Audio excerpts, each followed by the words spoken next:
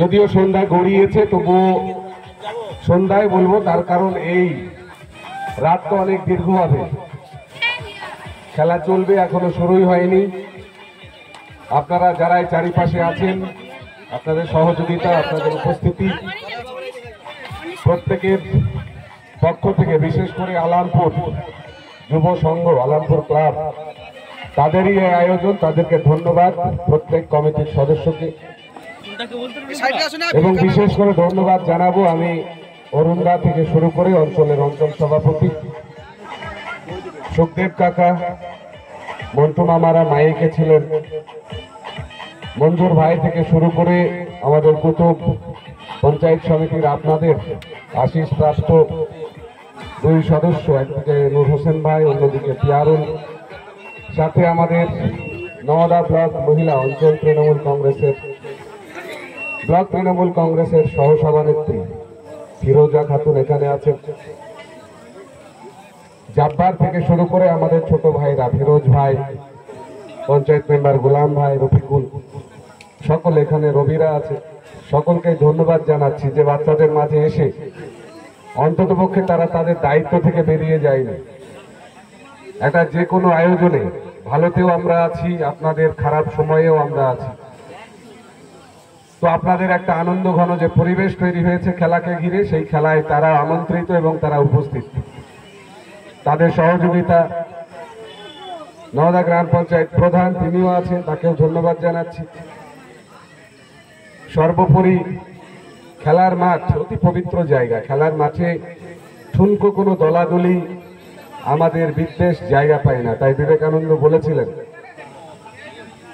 যে গীতা পাঠ অপেক্ষা ফুটবল খেলা উত্তম। তিনি একটা খেলার নাম করেছেন, কিন্তু আমি জানি যে খেলা খেলাই হয়। এই মাঠে যখন 11 জন নেমে যাবে তখন প্রত্যেকে এমন ভাবে একে অপরের সাথে সম্পৃক্ত হবে যে তাদের ভেতরে আর কোন রকম কোনো বাহ্যিক চিন্তা থাকবে না। এই একটা বল আর একটা ব্যাটকে ঘিরে সমস্ত রকম তাদের প্রতিভার, কৌশলের এবং চেষ্টার 100% তারা নিংড়ে দেবে মাঠে।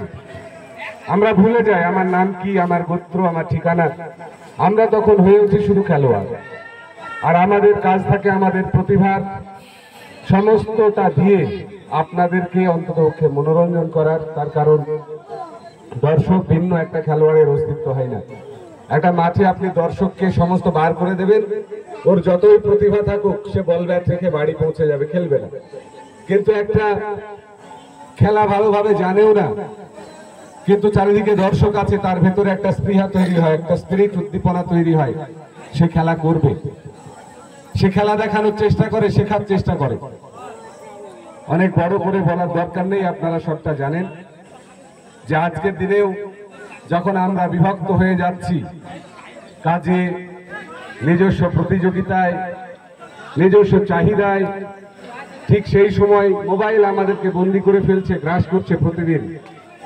তো সেই জায়গা থেকে বেরিয়ে এসে একটুকু খেলার মাঠ, আজকের দিনের যে আয়োজন, সেই আয়োজনকে নিশ্চিতভাবে তারিফ করতেই হয়, কুর্নিশ করতেই হয়। আর আমি ব্যক্তিগতভাবে সবসময় চেষ্টা করি যে খেলার মাঠে আমাদের পৌঁছানো দরকার। আমাদের বাড়ির পরবর্তী প্রজন্ম, যাদেরকে সুস্থ রাখার দায়িত্ব আমাদের, সঠিক নাগরিকত্বের ঠিকানা দেওয়ার দায়িত্ব আমাদের। তাই আমাদেরকে খেলার মাঠকে আবার উজ্জীবিত করতে হবে। খেলায় ফিরুন, খেলায় ফিরলে আপনার কাছে স্বাস্থ্য থাকবে, খেলায় ফিরলে আপনার কাছে আপনার মনের সৌন্দর্য থাকবে, খেলায় ফিরলে আপনার কাছে সহমর্মিতা থাকবে, সহযোগিতা থাকবে। আপনি যদি খেলায় থাকেন আপনার কাছে নেতৃত্বও থাকবে। 11 জনের মাঝে একটা ক্যাপ্টেন থাকে, এই মাঠ থেকে নেতাও তৈরি হয়, লিডারশিপ দেওয়ার যোগ্যতাও তৈরি হয়।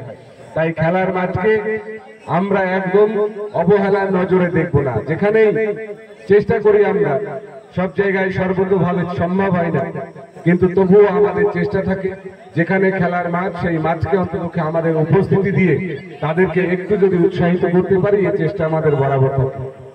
আমি ধন্যবাদ জানাবো গ্রাম পঞ্চায়েত সদস্য ভাই ইসাদুলকে, যেই সব নবীন প্রজন্ম আপনাদের দায়িত্ব নিয়েছে অঞ্চল পরিচালনার। তাই তাদের শুধু গ্রামের উন্নয়নে দৃষ্টি নিবদ্ধ নেই, তারা এলাকার মানুষের সমস্ত ভালো মন্দে, সমস্ত আয়োজনে, উৎসবে তারা শরীক হয়।